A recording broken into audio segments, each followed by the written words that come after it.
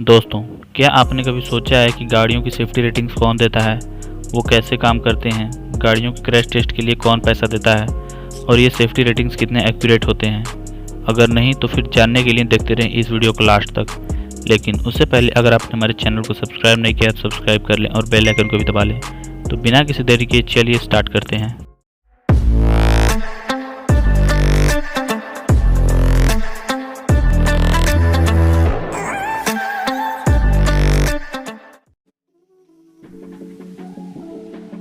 NCAP या कहीं new car assessment programme एक गवर्नमेंट कार सेफ्टी प्रोग्राम है जिसमें कार का क्रैश टेस्ट करके ये पता लगाया जाता है कि वो कितना सेफ हैं और अगर कभी रोड पे या कहीं भी एक्सीडेंट होता है तो उनके बचने के चांसेस कितने हैं। इस एनकैप को सबसे पहली बार साल 1979 में US national highway traffic safety administration द्वारा बनाया गया था, जिसमें उसी साल 21 मई 1979 को सबसे पहला फ्रंटल इम्पैक्ट टेस्ट किया गया था 56 किलोमीटर प्रति घंटा की स्पीड पर।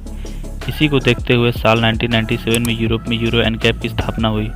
ऑस्ट्रेलिया और न्यूजीलैंड में ए एनकैप, लैटिन अमेरिका में लैटिन एनकैप, चाइना के लिए सी एनकैप और साल 2011 में इंडिया और साउथ अफ्रीका के लिए ग्लोबल एनकैप। लेकिन बातें तो ऐसे हो रही हैं कि इंडिया के लिए अब एक अलग Bharat new vehicle safety assessment programme बनाया जाएगा, जिसमें इंडिया के स्टैंडर्ड के हिसाब से गाड़ियाँ और भी अच्छे तरीके से टेस्ट की जाएंगी।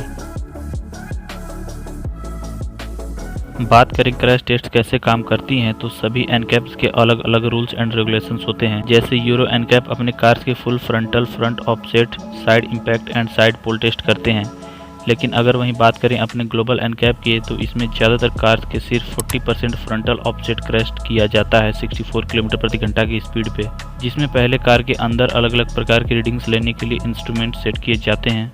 फिर उनमें डमीज को पेंट करके बिठाया जाता है जिससे कि ये पता लगाया जा सके कि किस जगह कितना डैमेज हो रहा है, और उस कार को हाई स्पीड कैमरा से रिकॉर्ड करते हुए क्रैश किया जाता है एक डिफॉर्मेबल बैरियर से, जिसका रिजल्ट बराबर है सेम वेट की दो गाड़ियों की 50 किलोमीटर प्रति घंटा स्पीड पे एक्सीडेंट के। सक्सेसफुल क्रैश के बाद उस कार की ओवरऑल परफॉर्मेंस के बेसिस पर पॉइंट्स दिए जाते हैं और उन पॉइंट्स के बेसिस पर यह पता चलता है कि वो गाड़ी कितना स्टार सेफ है। जैसा कि ये एक गवर्नमेंट बेस्ड प्रोग्राम है तो इसका पूरा खर्च एनकैप एजेंसी उठाती है और इसमें वही गाड़ियाँ टेस्ट की जाती हैं जो मार्केट में पहले से ही बिकती आ रही हैं। जैसे अगर कोई कार की क्रैश टेस्ट करनी है तो पहले एजेंसी का एक व्यक्ति कोई भी एक डीलरशिप से बेस वेरिएंट वाली कार खरीदता है, जैसा कि कोई नॉर्मल व्यक्ति खरीदता हो। फिर उसे सील करके ट्रांसपोर्ट किया जाता है क्रैश टेस्ट फैसिलिटी तक और फिर उसके मैन्युफैक्चरर को इन्फॉर्म कर दिया जाता है कि आपकी ये कार क्रैश टेस्ट के लिए सिलेक्ट की गई है और उनसे 1-to-1 पर्सनल मीटिंग में सारी इन्फॉर्मेशन शेयर कर दी जाती है क्रैश टेस्ट रिजल्ट को पब्लिक करने से पहले। लेकिन अगर वहीं कोई मैन्युफैक्चरर अपने कार का क्रैश टेस्ट करवाना चाहता है उसके लॉन्च से पहले, जिससे कि वो और अच्छे तरीके से उसकी मार्केटिंग कर पाए, तो एनकैप एजेंसी की तरफ से एक आदमी आता है और उनकी प्रोडक्शन लाइन में से कोई एक random base variant car choose करता है और उसे सील करवा के फैसिलिटी ले जाकर टेस्ट किया जाता है और क्रैश टेस्ट के शुरू से लेकर अंत तक के खर्चे का बिल मैन्युफैक्चरर को बता दिया जाता है, जिससे कि वो उसकी पेमेंट कर पाएँ। इंटरनेट पर ऐसे बहुत सारे लोग मौजूद हैं जो मानते हैं कि ये क्रैश टेस्ट रिजल्ट और रेटिंग फेक होते हैं। कार कंपनीज इनको पैसे देकर अपने कार्स की रेटिंग बढ़वा लेती हैं, लेकिन ऐसा बिल्कुल भी नहीं होता।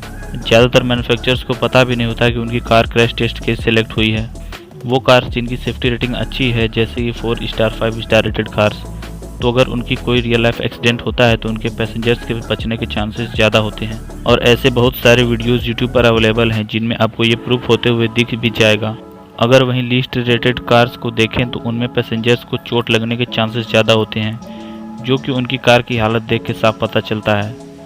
तो अगर आप कोई ऐसी कार में हैं जिसकी क्रैश टेस्ट सेफ्टी रेटिंग अच्छी खासी है तो आप उस पर अपनी सेफ्टी का भरोसा कर सकते हैं। दोस्तों, आपको ये आज का वीडियो कैसा लगा हमें कमेंट करके जरूर बताएं, और अगर आप ऐसे किसी और टॉपिक पर वीडियो देखना चाहते हैं तो हमें वो भी कमेंट करके जरूर बताएं। And thanks for watching.